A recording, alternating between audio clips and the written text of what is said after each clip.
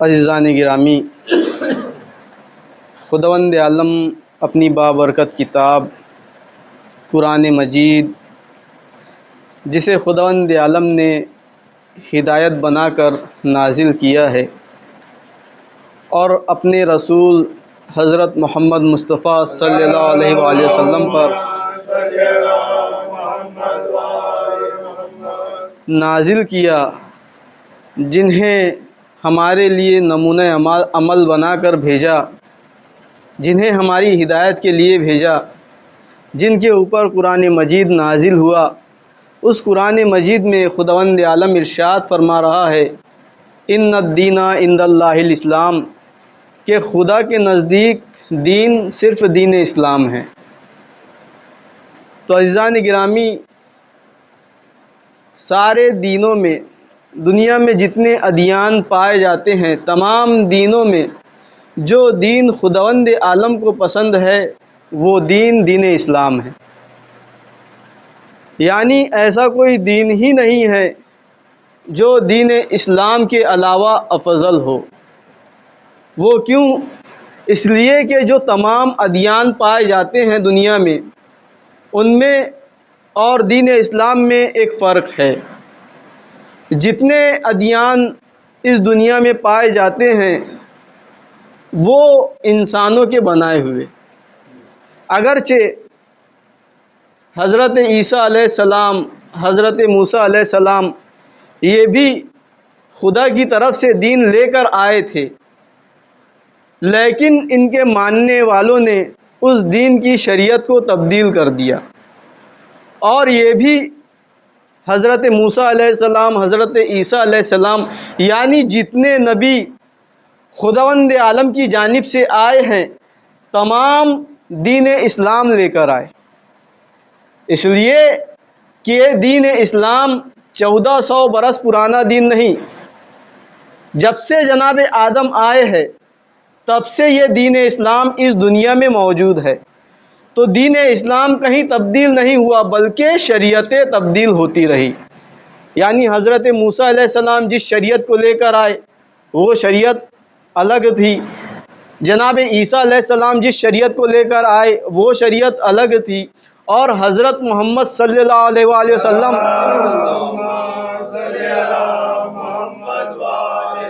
آپ جس شریعت کو لے کر آئے ہیں وہ شریعت الگ ہے، اور یہی شریعت تا قیامت باقی رہنے والی ہے۔ تو شریعتیں بدلتی گئی لیکن دین اسلام نہیں بدلا۔ تو فرق یہ ہے، چونکہ دین اسلام خداوند عالم کا بنایا ہوا دین ہے، لہٰذا یہ خداوند عالم کا پسندیدہ دین ہے۔ اس لیے تمام ادیان میں اور دین اسلام میں یہ فرق پایا جاتا ہے کہ تمام ادیان میں کمی واقع ہو سکتی ہے، لیکن دین اسلام میں کوئی کمی واقع نہیں ہو سکتی، کیونکہ اس کا بنانے والا خود قادر مطلق ہے۔ وہ جس نے انسانوں کو خلق کیا ہے وہ جانتا ہے کہ انسانوں کے لیے کون سی چیز اچھی ہے اور کون سی چیز بری ہے۔ تو خداوند عالم انسان کی حقیقت کو جانتا ہے، اس لیے اس نے دین اسلام میں ایسی چیزوں کو رکھا ہے جو انسان کے لیے فائدہ مند ہے، اور جو انسان کے لیے نقصان دہ تھی اس سے خداوند عالم نے روکا ہے۔ اور عزیزان گرامی، دین اسلام میں ایسے مہینے بھی ہیں جو بڑے ہی بابرکت ہے، جس میں سے ایک مہینہ ماہ رجب ہے۔ یہ عبادتوں کا مہینہ، اب عبادتوں کے مہینے شروع ہو گئے کہ ماہ رجب، پھر اس کے بعد ماہ شعبان، اور اس کے بعد ماہ رمضان المبارک۔ تو یہ عظیم مہینے ہیں، اس میں انسان کو چاہیے کہ خصوصی طور پر عبادتوں کو انجام دے۔ تو اب یہ جو ماہ رجب کا مہینہ ہے، اس کی کیا عظمتیں ہیں، اس کی کیا برکتیں ہیں۔ ماہ رجب کے بارے میں ذکر ہو رہا ہے کہ رجب ایک عظیم مہینہ ہے جس میں نیکیوں کا ثواب 2 گنا ہو جاتا ہے۔ یعنی اگر آپ اس مہینے میں کسی ایک نیکی کو انجام دیتے ہیں تو اس کا ثواب آپ کو 2 گنا ہو کر ملتا ہے۔ اللہ تعالیٰ فرماتا ہے، میں نے ماہ رجب کو اپنے اور اپنے بندوں کے درمیان رسی قرار دیا ہے، پس جو شخص اس کے ساتھ متمسک ہو جائے مجھ تک پہنچ جائے گا۔ یعنی ماہ رجب میں ہمیں عبادتوں کو انجام دینا ہے۔ صلوات پڑھیں محمد و آل محمد۔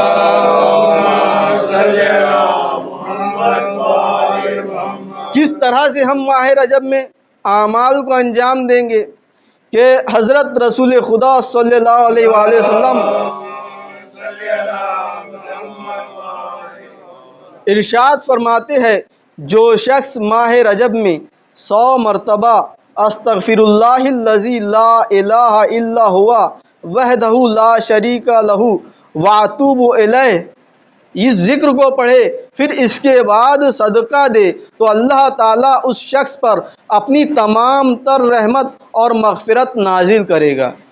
یعنی یہ ایک ذکر، اس ذکر کو پہلے انسان انجام دے اور اس کے بعد صدقہ کرے تو خداوند عالم کی رحمت اور مغفرت اس کے شامل حال ہو جائے گی۔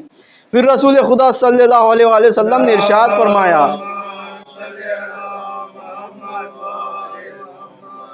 رجب اللہ تعالیٰ کی رحمت کی بارش کا مہینہ ہے۔ اس مہینے میں اللہ تعالیٰ اپنے بندوں پر رحمت کی بارش کرتا ہے، یعنی بڑا ہی رحمت والا مہینہ ہے جس میں رحمت پروردگار نازل ہوتے رہتی ہے۔ حضرت رسول خدا صلی اللہ علیہ وآلہ وسلم ارشاد فرماتے ہیں، ماہ رجب اللہ تعالیٰ کے نزدیک بہت زیادہ بزرگی کا حامل ہے، کوئی بھی مہینہ حرمت و فضیلت میں اس کا ہم پلہ نہیں، اور اس مہینے میں کافروں سے جنگ اور جدال بھی حرام ہے۔ یعنی جو جنگ و جدال ہوا کرتا تھا تو اس مہینے میں خداوند عالم میں جنگ و جدال کو بھی حرام قرار دیا ہے۔ روایت ہوئی ہے کہ جو شخص رجب کے مہینے میں صبح اور شام 70 مرتبہ استغفر اللہ واتوب الیہ پڑھے اور پھر اپنے ہاتھوں کو بلند کر کے اللہم اغفر لی واتوب الیہ کہے تو اگر وہ اس مہینے میں انتقال کر جائے تو اللہ تعالیٰ اس ماہ کی برکت سے اس سے راضی ہوگا اور اسے دوزخ کی آگ سے نجات دے گا۔ یعنی یہ فضیلت ہے اس مہینے کی۔ اور پھر ایک حدیث میں پیغمبر اکرم ارشاد فرما رہے ہیں، رجب کو اسب بھی کہا جاتا ہے کیونکہ اس ماہ میں میری امت پر خدا کی رحمت بہت زیادہ برستی ہے، پس اس ماہ میں زیادہ سے زیادہ یہ کہا کرو استغفر اللہ واتوب الیہ، یعنی استغفار کا بہت زیادہ روایتیں وارد ہوئی ہے کہ اس مہینے میں انسان زیادہ سے زیادہ مغفرت طلب کرے خداوند عالم سے۔ ماہ رجب استغفار کا مہینہ ہے، ماہ رجب میری امت کے لیے استغفار کا مہینہ ہے۔ اس مہینے میں کثرت سے استغفار کیا کرو اور خدا سے اپنے گزشتہ گناہوں کی توبہ طلب کرو اور آئندہ گناہوں سے بچنے کی توفیق طلب کرو۔ صلوات پڑھیں محمد و آل محمد پر۔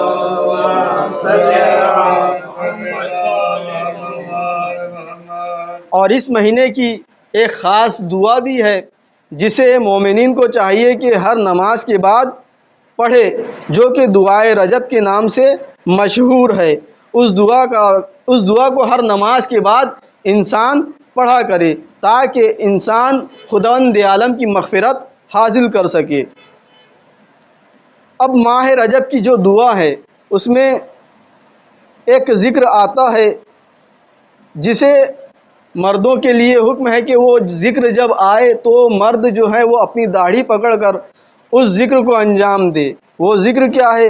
یا ذل جلال والاکرام یا ذن نعماء والجور، یعنی اے صاحب جلالت تو بزرگی، اے نعمتوں اور بخشش کے مالک، یا ذل من والطول حرم شیبتی علی النار، اے صاحبان احسان اور عطا میرے سفید بالوں کو جہنم کی آگ پر حرام قرار دے۔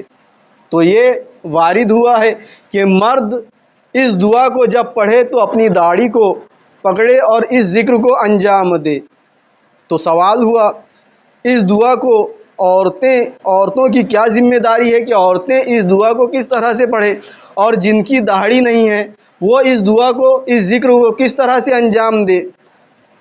ماہ رجب کی دعا میں یا من ارجو ہو لے کل خیر میں داڑھی پکڑ کر حرم شیبتی علی النار، میرے ان سفید بالوں پر آگ کو حرام کرے کہا جاتا ہے، تو عورتوں اور وہ افراد جن کی داڑھی نہیں ہے ان کی اس دعا کے آخری حصے کو پڑھنے کی کیا ذمہ داری ہے، تو وہ کس طرح سے انجام دیں گے؟ تو آیت اللہ جواد عاملی فرماتے ہیں کہ دعا میں حرم شیبتی علی النار اس سے مراد عجز و ناتوانی ہے، یعنی اپنی کمزوری کا اظہار کرنا ہے، اپنی ناتوانی کا اظہار کرنا ہے، یعنی پروردگار اس عاجز و ناتوانی پر رحم فرما کر اس پر جہنم کی آگ کو حرام کر دے۔ لہٰذا عورتیں اور مرد اور بچے سب اس دعا کو پڑھ سکتے ہیں کہ اللہ کے سامنے سب عاجز و ناتواں ہیں، اللہ کے سامنے ہر کوئی ناتواں ہے، ہر کوئی عاجز ہے، لہٰذا ہر کوئی اس دعا کو پڑھ سکتا ہے، اور جس کی داڑھی نہیں ہے وہ اپنی ٹھڈی کو پکڑے اور اس ذکر کو انجام دے تو اسے وہی ثواب ملے گا، اور خداوند عالم اسے اس کی مغفرت فرمائے گا۔ صلوات پڑھیں محمد و آل محمد۔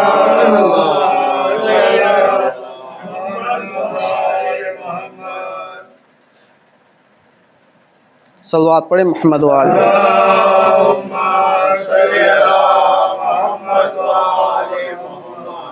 حضرت رسول خدا صلی اللہ علیہ وآلہ وسلم ارشاد فرماتے ہیں،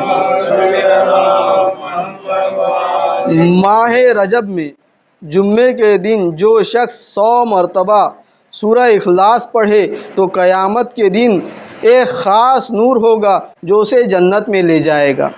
تو 100 مرتبہ جمعے کے دن ماہ رجب میں 100 مرتبہ سورہ اخلاص کی تلاوت انسان کرے تاکہ اسے جنت کا نور حاصل ہو سکے۔ تو یہ وہ مہینہ ہے جس مہینے میں ہمیں زیادہ سے زیادہ مغفرت طلب کرنی چاہیے اور توبہ کرنی چاہیے۔ توبہ قبول ہونے کی کچھ شرائط بھی ہیں، یعنی امام محمد تقی علیہ السلام فرماتے ہیں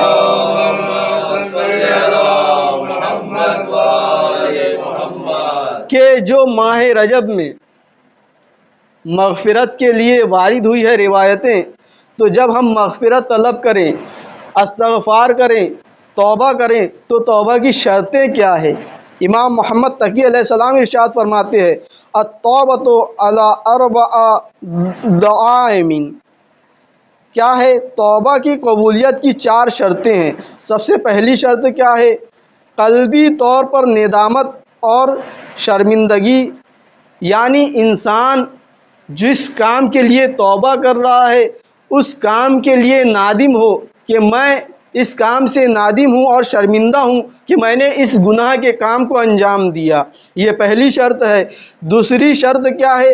زبان سے استغفار کرے، یعنی خداوند عالم کی بارگاہ میں استغفر اللہ ربی واتوب الیہ اس ذکر کا ورد کرے اور اپنے گناہ کا اعتراف کرے کہ میں نے اس گناہ کو انجام دیا، یہ دوسری شرط ہے۔ تیسری شرط کیا ہے؟ اعضاء و جوارح سے نیک اعمال، اور تیسری شرط یہ ہے کہ اس کے بعد اپنے اعضاء اور جوارح سے نیک اعمال کو انجام دے، اچھے کاموں کو انجام دے۔ اور چوتھی شرط یہ ہے دوبارہ گناہ نہ کرے، دوبارہ گناہ نہ کرنے کا پختہ ارادہ کرے، یعنی جس گناہ کو انجام دیا ہے تو توبہ اسی وقت قبول ہے کہ اس گناہ کو دوبارہ انجام نہ دے، اس کا ارادہ کرے کہ جس گناہ کو میں نے انجام دیا ہے اس گناہ کو میں دوبارہ انجام نہ دوں گا۔ تو اس طرح سے انسان اگر مغفرت طلب کرتا ہے، بارگاہ خداوندی میں توبہ کرتا ہے تو خداوند عالم اس کی توبہ کو قبول کرتا ہے۔ تو عزیزان گرامی، اس طرح سے ہمیں اپنے اعمال کو انجام دینا ہے اور زیادہ سے زیادہ نیک عمل انجام دے، خلوص کے ساتھ اپنے عمل کو انجام دے۔ ایک واقعہ ملتا ہے جو کہ ہو اصحاب کہف کے واقعے سے ملتا جلتا ہے۔ کہ پیغمبر اکرم اپنے اصحاب کے سامنے بیان کر رہے ہیں کہ 3 دوست تھے، ایک طول مدت ہو گئی کہ 3 دوست تھے، تینوں ساتھ میں سفر کر رہے تھے۔ سفر کرتے کرتے وہ ایک جنگل میں پہنچے تو تیز بارش ہونے لگی، آندھی چلنے لگی، تو بارش سے بچنے کے لیے وہ تینوں دوست ایک غار میں جا کر چھپ گئے۔ جب وہ غار میں چھپے تو بارش اور آندھی رک نہیں رہی تھی، اتنے میں ایک بڑا پتھر گرا اور غار کے منہ پر جا کر آ گیا، تو وہ غار کا منہ اس پتھر سے بند ہو گیا۔ اب یہ تینوں پریشان ہوئے کہ بارش کے بند ہونے کا انتظار کر رہے تھے کہ اچانک ایک بڑا سا پتھر گرا اور اس غار کا منہ بند ہو گیا۔ اب تینوں نے بہت کوشش کی کہ اس غار کے پتھر کو ہٹائے، لیکن وہ غار کا پتھر ان تینوں سے ہٹ نہ سکا۔ اب یہ تینوں بیٹھ گئے کہ اب ہم بس موت کا انتظار کر سکتے ہیں اور کچھ نہیں۔ لیکن ان تینوں دوستوں میں سے ایک دوست کے دل میں القا ہوا، اس نے کہا کہ ہم بارگاہ خداوندی میں اپنے نیک اعمال کا واسطہ دیتے ہیں کہ ہو سکتا ہے کہ اگر ہمارے ان عمل کو خداوند عالم پسند کرے تو یہ پتھر اپنی جگہ سے ہٹ جائے اور ہمیں موت سے نجات مل جائے۔ تو اب ان تینوں میں سے ایک دوست کھڑا ہوا اور بارگاہ خداوندی میں عرض کرتا ہے کہ خدایا، میں اپنے بچوں کے لیے حلال رزق کماتا ہوں، میں نے کبھی حرام سے اپنے بچوں کو کھانا نہیں کھلایا ہے، اور میں نے یہ تیری راہ میں اس کام کو انجام دیا ہے۔ اگر تجھے میرا یہ کام پسند ہے تو اس پتھر کو اور اس موت سے ہمیں نجات دلا دے۔ تو وہ پتھر تھوڑا سا سرکتا ہے، باہر سے روشنی آنا شروع ہو جاتی ہے، لیکن وہ پتھر اتنا نہیں سرکا کہ وہ تینوں نکل سکے۔ اب پھر دوسرا دوست اٹھتا ہے اور بارگاہ خداوندی میں عرض کرتا ہے کہ خدایا، تو جانتا ہے کہ میں نے ہمیشہ غریبوں کی اور محتاجوں کی مدد کی ہے اور کسی کو اپنے در سے خالی ہاتھ نہیں لوٹایا ہے۔ اگر میں نے یہ کام خلوص نیت سے کیا ہے تو اس پتھر کو ہٹا دے اور ہمیں اس مصیبت سے نجات دلا دے۔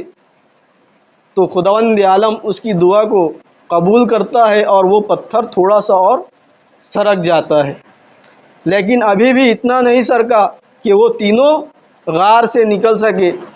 پھر اس کے بعد تیسرا شخص کھڑا ہوتا ہے اور بارگاہ خداوندی میں عرض کرتا ہے کہ خدایا، میں بکریاں چرانے جاتا ہوں اور جب بکریوں کو چرا کر واپس آتا ہوں تو بکریوں کا دودھ دھوتا ہوں اور اس دودھ کو اپنے بچوں سے پہلے اپنے ماں باپ کو دیتا ہوں، اور میرے ماں باپ میرے اس عمل سے خوش ہو جاتے ہیں، اور میں یہ تیری خوشنودی کے لیے اس کام کو انجام دیتا ہوں۔ اگر تو اس کام کو پسند کرتا ہے تو ہمیں اس مصیبت سے نجات دلا دے۔ اس کا یہ کہنا تھا، تو وہ پتھر پورا کا پورا ہٹ جاتا ہے اور انہیں اس مصیبت سے نجات مل جاتی ہے۔ اس کے بعد پیغمبر اکرم ارشاد فرماتے ہیں کہ جو صدق کے نیت سے کاموں کو انجام دیتا ہے، خلوص نیت سے کاموں کو انجام دیتا ہے، تو خداوند عالم اس سے راضی رہتا ہے اور خوش رہتا ہے۔ صلوات پڑھیں محمد وآلہ۔